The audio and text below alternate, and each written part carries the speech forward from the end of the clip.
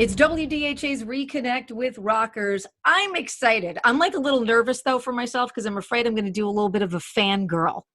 So I hope I don't, because I've got Eric Bloom and Buck Dharma from Blue Oyster Cult on with me. Guys, welcome. This is such a treat for me, not only, being able to chat with you guys, but just being a fan of BOC for so many years. First of all, thank you so much for the great catalog of tunage. It's funny because, WDHA listeners here in Jersey too, I mean, of course, the pride of Stony Brook, New York, but we feel like bands that have played in our market for so long, there's not a day that goes by that I don't get a Blue Oyster Cult request. And it's not just, the obvious. Somebody called me 2 days ago for like Dancing in the Ruins. Like, Jersey loves you guys. You've been always so kind to us. So thanks so much for hanging out with me today. Oh, it's glad to be here with the miracle of Zoom. And I feel like a Jersey guy. I spent a decade in Monmouth County and happy to be there. That's right. Yeah. And you know what I Oh, love what too? exit? Right, exactly. I was going to ask you, Buck, you were sort of like a pioneer, because I remember when you and your wife had the video web series, which was really fun. Yeah, we did that in the aughts, I guess, and it was a lot of fun. Yeah, it was a lot of fun. You guys were doing it long before, a lot of people were doing it, and it was really, really cool. I remember you had your dachshund um, in the web series too, and I was like, oh man, I love Yeah, him. He's a dog lover. He's a dog yeah, lover. sadly deceased, but Yeah, because that was a quite a while good ago. That memory. was quite a while ago. But you Yeah. you and your wife were just awesome. So let's talk about new record. The Symbol Remains. It's everything we love about Blue Oyster Cult. It's got those crunchy, insane, in your face BOC rockers. And then it's got that smooth, great storytelling that really only you guys have done so well. And I love that we got two singles. Right off the bat, we got That Was Me, which is an Eric tune, and Box in My Head. And they are exactly like that. We've got the heavy Blue Oyster Cult jam, and then we've kind of got the slicker, almost reminds me of when we got Revolution by Night and we got Take Me Away and Shooting Shark. It was like exactly kind of the same sort of thing for me. So talk to me about putting this record together. You guys started it a year ago. And I would imagine that you kind of finished it while we were going on in lockdown. hmm Yeah. That's exactly correct. We started doing basic tracks just about this time last year, and maybe a little earlier. When did we start the basics, Don? Well, we rehearsed all summer, and then I think we did our first session in October, or maybe it was late September. Yeah, Yeah, and we did the we finished in December. We did three basic sessions. we did all the basic tracks pre-COVID, and then we had some road gigs to do, and then all of a sudden we're in the COVID world, and technologically, at least we were lucky enough that we're here now in the 2019-2020 era where we could do more work at home. And Richie Castellano, who's our keyboard guitar player, has the chops to engineer recording from home. So we purchased for him a very high-tech computer with a big hard drive, and he was the pivot man, the engineer at home, and we did sessions from our homes to his computer in his house, and Buck did sessions from his house to Richie's computer. I did the same from my house, and Richie did, of course, at Wow. home. And we had the basics done. So all the lead vocals, all the guitars, all the backgrounds, all the keyboards, etc., were all done at home. Wow. And I mean, the first record in a while, and in a long while, since 2001. And look what happens. I mean, wow. So what was that like for you guys to kind of reinvent and completely do something differently than you'd ever done it before? I mean, certainly this was not in the game plan. This was going to be a year where you guys, put out a great new record, which is a perfect Blue Oyster Cult record. So what was it like knowing that you guys had this sort of like bump in the road and you're like, well, let's figure out a way to do something differently now? We had to complete the record, so we did it. Fortunately, the technology existed, and we talked to each other much like we're talking to you while we were recording our tracks at home and then uploading them to the central computer, which had the master session. And luckily the tools existed. I don't know what we would have done differently. We were all just frustrated with the lockdown. Yeah, yeah. We're all frustrated to still be, at the effect of the COVID. But you do what you do, and of course, we really wanted to finish the record. We unfortunately we can't tour on it, but not tour much. But we had big plans, and most of it, the dates have been rescheduled into 2021. But we're happy to get the record out, and the record company's happy to have it. They were clamoring for it. They were waiting for it. October 9th. October 9th, it's coming out, October 9th, which Mhm. is going to be here before we know it. And I think it's like a perfect Blue Oyster Cult record, too. I just think it's everything the fans love about the band. Talk to me about the fans, because these folks are so loyal. I mean, knowing that I'm talking to you, there are certain artists that you talk to, and if you're not in the zone, man, with these artists, the fans are going to kill you. So as an interviewer, I know that Blue Oyster Cult fan base because I've spoken to them for the past, how many years at WDHA, seen them at the shows. Talk to me about putting together a record. And are you thinking of that fan base when you guys are writing and recording and putting tracks down? Well, we write what we write, because it's us. We don't really think about who might like this.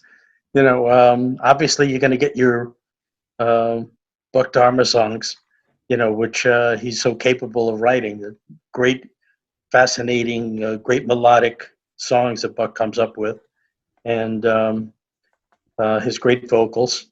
And I'm going to write a couple of, crunchy rock songs. Yeah. And luckily, this time in the mix, we have Richie Castellano for the first time, adding three lead vocals.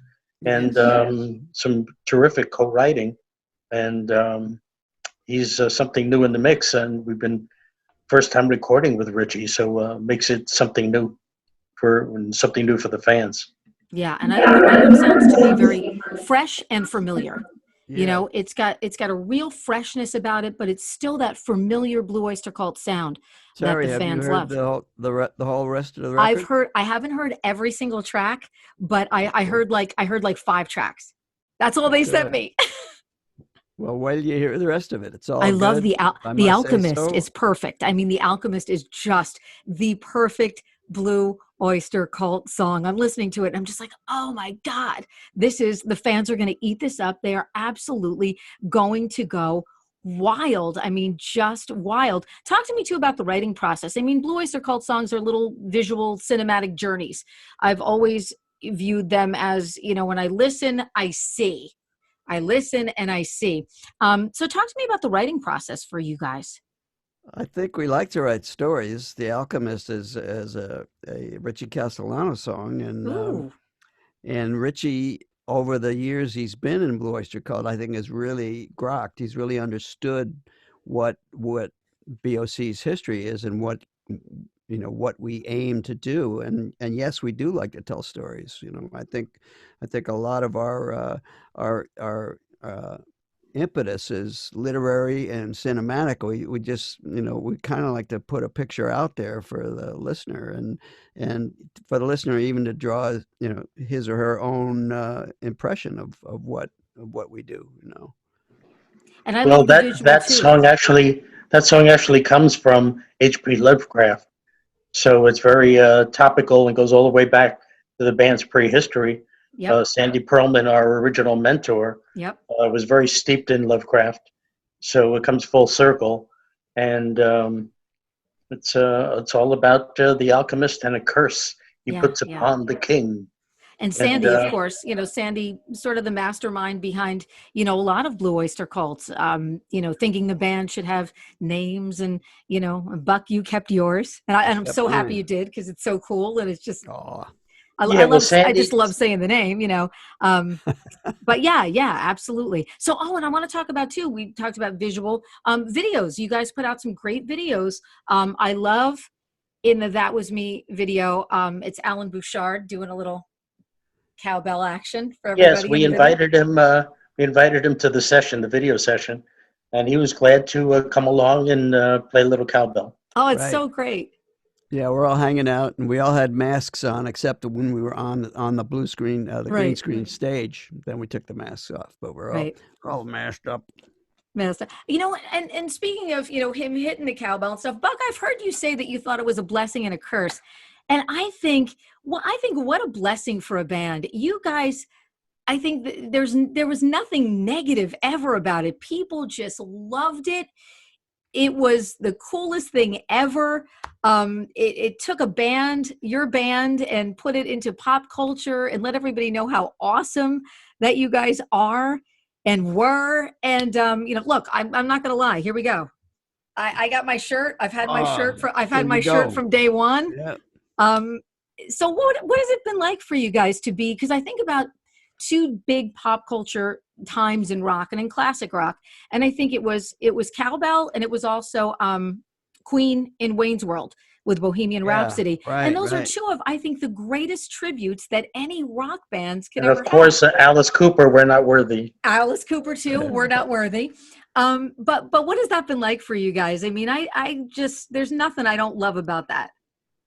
We always thought it was hilarious, for It's one, great. the sketch, and the only worry is that it was going to distract from the song itself, "Don't for the Reaper," but in fact, it hasn't, so it's all No, good, you know. no, not at Yeah. all.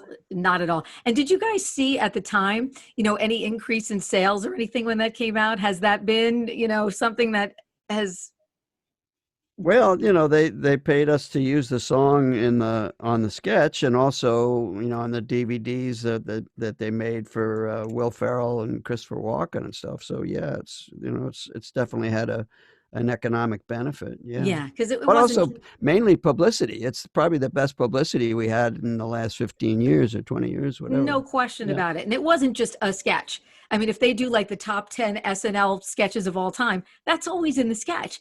And it yeah, always makes people feel good and feel happy. So, yeah. yeah, And brilliant.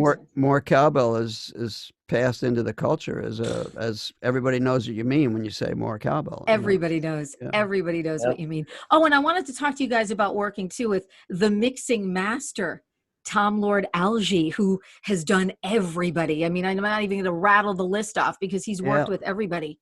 yeah, yeah. What It was was that great. like? It was great to work with Tom. I'd never met him when he was in New York, but he lives in Miami now, and he works over the internet just like everybody else does now. And he'd get one of our songs that we'd upload to him, and then he would do his first mix and send it to us, and then we'd say what we liked and didn't like about it, and we'd work back and forth, and usually within two or three revisions we'd have the final product. And of course his talent is just undeniable, and his style I think really suited the band. It was a really good collaboration, and hats off to Tom for doing a great job. Yeah, he's got an amazing set of Yeah. ears. And I would imagine for him, working with you guys too, working with a legendary band like Blue Oyster Cult, man, you gotta tread on that lightly. You gotta make sure that you're doing the right stuff. I know him. I know when he either takes a project or not, he wants to work with the artist that he's working with, and sometimes he works with people that he doesn't really like. But he I would say that we had a really good time working together, and he's a fine fellow too. Yeah, yeah. And you guys did a couple of drive-in shows. Was it a drive-in show or a few drive-in shows? I know some of our listeners took a road trip out, and some people were sending me video and reviews, and they were so excited. And just people have said it just made them feel good. It made them feel less empty. People have said about these drive-in shows just to be around live music again. What was that like for you guys, and what made you decide to kind of venture out and do that? We did that show up in New Hampshire a couple of months ago. It wasn't bad at all. I mean, they put a stage in a field, and people drove in and faced the stage in their cars, then took some lawn chairs out of the trunk and put the chairs in front of the car or stood by the car. And to me, it was fairly natural to play on a stage in a field. It's just it was facing cars and people instead of Yeah. people. And people stayed kind of back. I wish people could have come forward, but they couldn't. But it was a good show. Yeah, we were anxious to play. We weren't really reluctant to get together and play. It was fine, and we miss it. We miss performing in front of people. Yeah, we haven't played since. That was a couple of months ago. Yeah, and you guys are a performing band. Yeah, You we guys are. our calendars are all full of crosses off. Cross off, cross off. It's all Yeah, pushed into 21. yeah, all pushed into 2021. I'm super excited that you guys have a new record coming out. I think this is going to be something that just feeds the fans. Music feeds us. It gets us through tough times. And Blue Oyster Cult fans are going to go crazy for this record. The Symbol Remains is just such a great BOC record. I think it's one of your, dare I say it, I think it's one of your best ever. Do you guys feel that way? Well, we hope so. Yeah, I mean, I think it can hold up with anything we've done. Oh, absolutely. 100%. And I think it's everything we love about Blue Oyster Cult. Eric and Buck, thank you so much for joining me on Reconnect with Rockers. Cannot wait for the new record. Can't wait to see you guys in person too. And best of luck with everything. This for me has been a little slice of heaven to be able to talk to a couple of my heroes that I've grown up loving, and I'm still lucky enough to get to play on the radio every single day. So thank you guys so much for checking in. well, thank you very much. October 9th is the release of The Symbol Remains. Yeah. And hopefully you get to hear the rest of the tracks. Right. You could stream it now. You don't even have to buy it to hear it. You could just stream it. But we want everybody to buy it. Buy it. Buy it. Buy it. Buy Buy it sounds good. Thank you, guys. Bye-bye. Bye. Love you guys. Thank you guys so much. Glad to be here. Seriously, thank you guys so much for checking in with me. It's great to have you on. We're going to run this on Monday, so we'll get it up on our website. We'll get it up on all of our socials. And the cool thing with these two is you get on-air promotional banks, so people will be able to get the message that you guys have new tunes coming out, and we've been playing. I've been going back and forth between the two though, Chucks, because I can't figure out which one I like better. They both fit WDHA perfectly.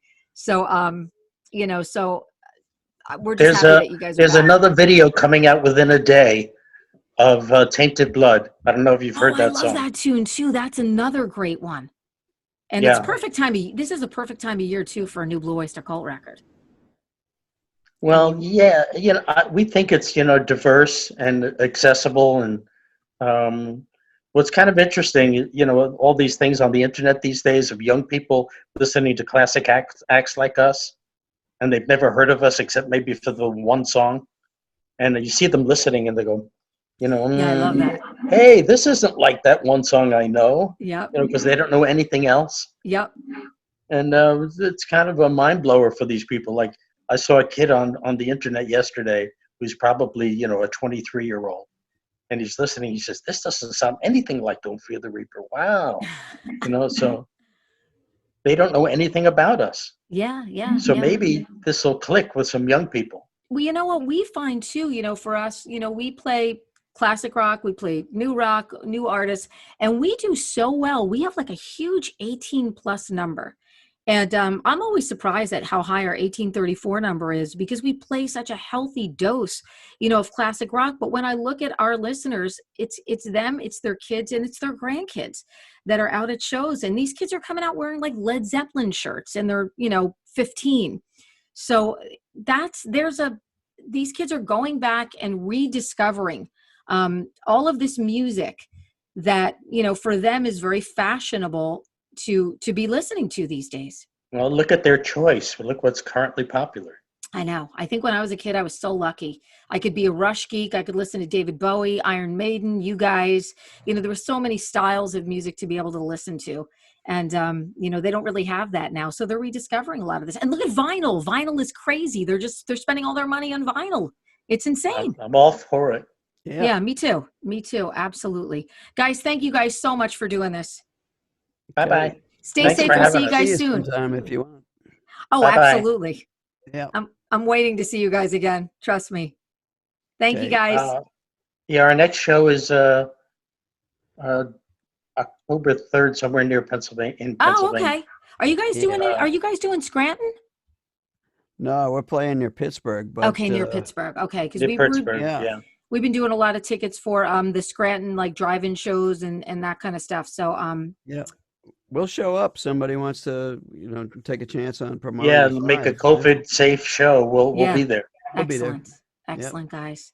Thank you, guys. Be safe, okay? Bye. Thank you so much. Okay. Bye-bye. Bye, Ted. Bye.